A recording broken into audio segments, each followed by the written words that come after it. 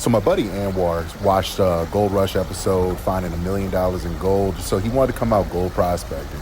We brought out the sluice. Here we go. All right, 20. Seeing right here, them pulling out $1 million in gold. This was his idea of what prospecting would be like.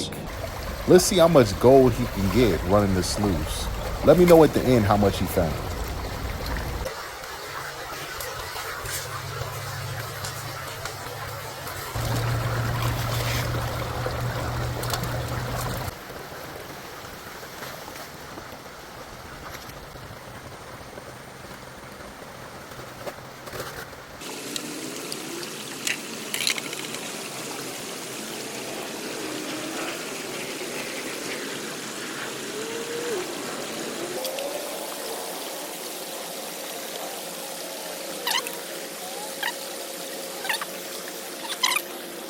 Oh, damn.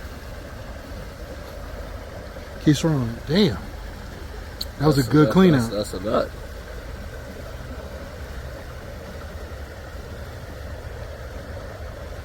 You even got a couple of nuts.